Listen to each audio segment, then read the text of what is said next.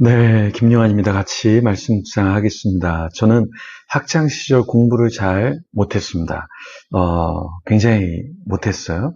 그래서 하암이 주애가 공부하는 모습을 보면 참 대견스럽기도 하고 감사하기도 합니다.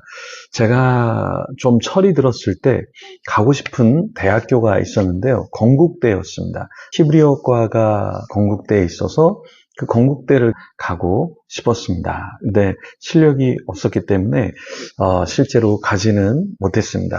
재수를 했는데요. 재수하고 성적이 오른 뒤에 나중에는 신학교에 가야 되겠다 해서 신학교를 갔습니다. 그러니까 유학 때 성서 사본을 이렇게 공부했는데요. 고대 사본을 공부하는 게 쉽지는 않지만 굉장히 재밌었습니다. 그리고 제가 이 학교를 가기 전에 다른 신학교 옆에 있는 신학교에 있었는데요. 거기서 장학금 증서도 받았고 또 일도 할 수 있었는데 그걸 다 내려놓고 성서학을 공부할 수 있는 학교로 그냥 옮겨 버렸습니다. 하나님의 말씀을 연구하는 기쁨이 있죠. 때로는 하나님 말씀을 공부하는 게 어려울 수 있어요. 잘 이해가 안 될 때. 그래도 펼쳐서 보면 또 배우는 게 있어서 참 감사하죠. 오늘 스가랴서에 두루마리 이야기가 나옵니다. 이 두루마리가 어떤 메시지를 전달하고 있을까요? 같이 한번 성경 속으로 들어가 보겠습니다. 1절에서 4절 말씀인데요. 내가 다시 눈을 들어본즉 날아가는 두루마리가 있더라. 그가 내게 묻되 내가 무엇을 보느냐 하기로 내가 대답하되 날아가는 두루마리를 보나이다. 그 길이가 20규빗이요 너비가 10규빗이니이다.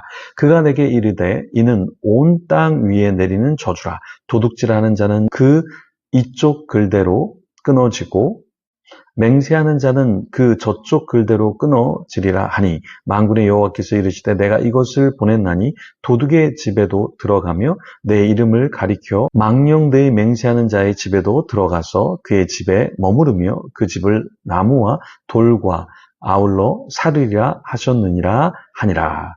스가랴가 눈을 들었을 때 무엇을 보았죠? 날아가는 두루마리를 봤습니다. 그 날아가는 두루마리는 그 길이와 너비가 어떻게 되냐면 길이가 20규빗, 약 9.6m 정도 되는 굉장히 긴 것이었고요. 너비가 10규빗, 4.8m 정도 되는 것이었습니다. 큰 두루마리가 펼쳐진 채로 날아가고 있었죠. 근데 그 이유가 무엇일까요?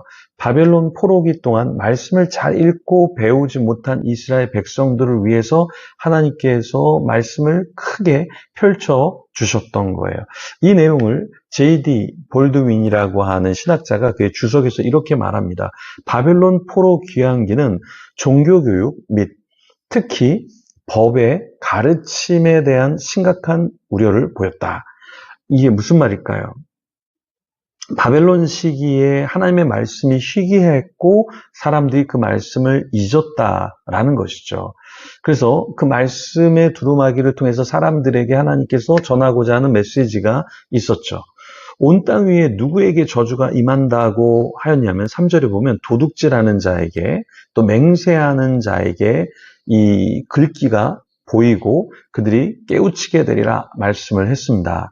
하나님은 어떤 자의 집에 들어가서 그 집을 나무와 돌과 아울러 사른다 이렇게 말씀하셨냐면 도둑의 집에 들어가고 망령되이 맹세하는 자의 집에 들어가서 그 집을 나무와 돌과 아울러 사른다 이렇게 말씀하셨어요. 그러니까 하나님께서 가만두지 않겠다. 너희들이 도둑질을 하고 망령되이 맹세하는 그런 영적인 윤리적인 상황 가운데 있다면 내가 가만두지 않겠다라는 것입니다. 그래서 우리의 삶을 우리 자신이 좀 돌아봐야 하는데요.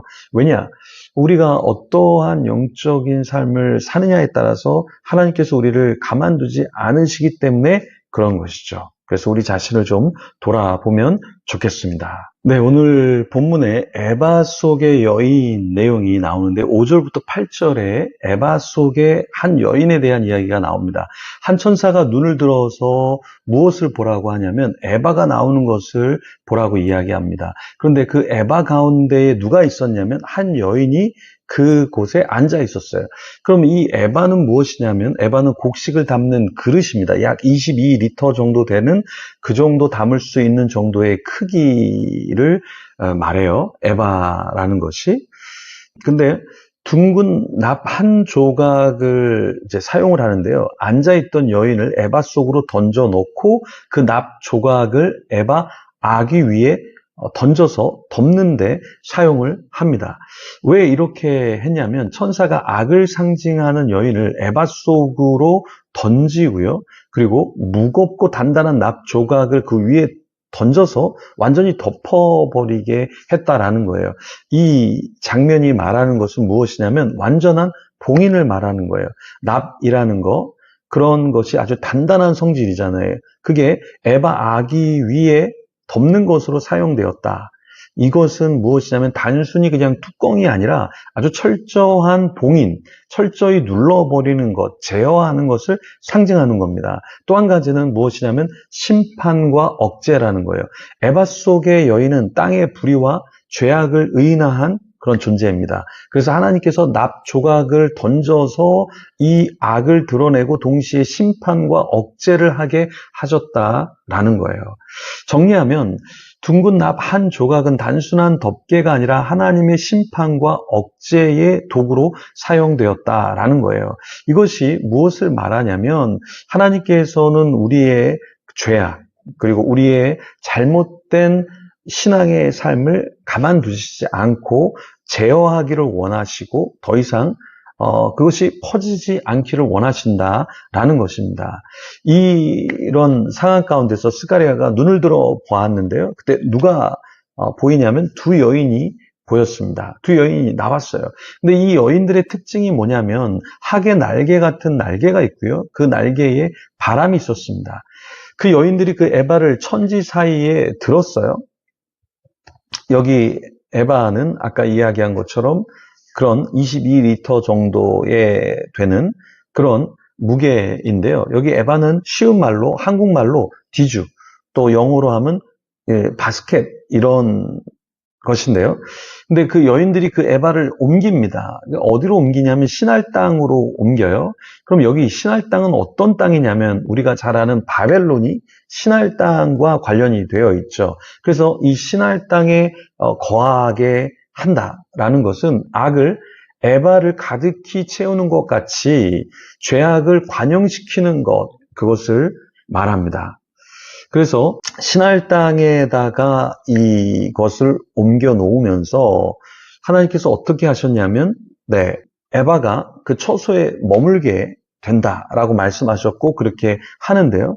이것이 무엇을 말하냐면 첫 번째, 날아다니는 두루마리는 악에 대한 심판으로서 모든 땅을 관통하고 그 저주를 세상에 알리는 그런 역할이라면 그 다음 환상으로서는 바로 이 여성이 바벨론 땅으로 이렇게 가게 되는데요.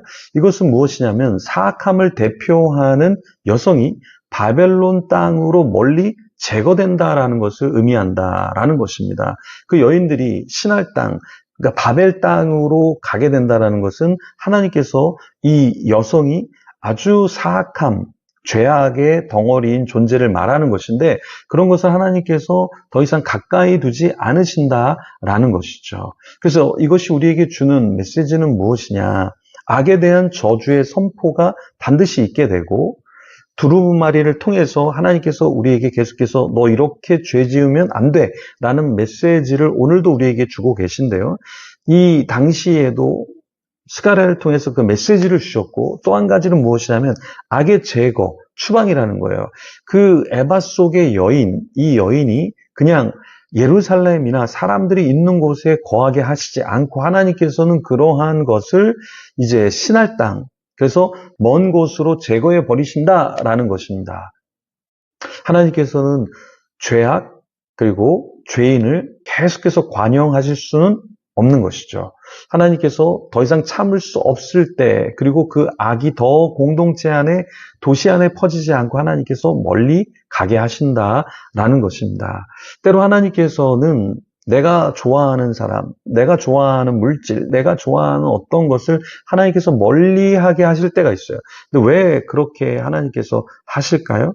네, 우리가 그러한 것에 잘못되어서 우리가 하나님을 모른다 하고 또 하나님 앞에서 죄악을 지으면서도 그 세상적인 물질과 쾌락 때문에 하나님이 어떻게 생각하시는 것을 모른 채로 살지 않게 하기를 원하시는 것이죠.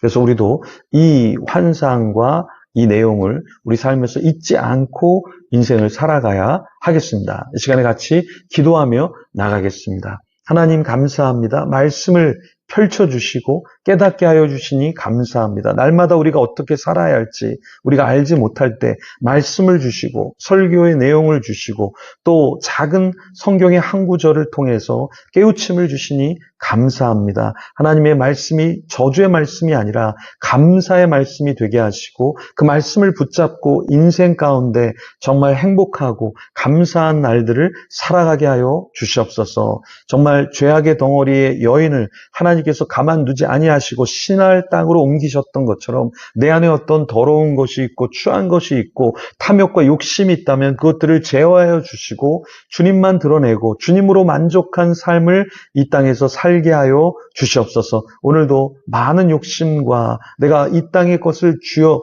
잡으려고 하는 것이 아니라 손을 펴서 하나님께 올려드리게 하시고 많은 사람들에게 사랑을 베푸는 자가 되게 하여 주시옵소서. 감사합니다. 예수님 이름으로 기도드립니다. 아멘. 우리 계속해서 기도하며 주님 앞에 나아가겠습니다.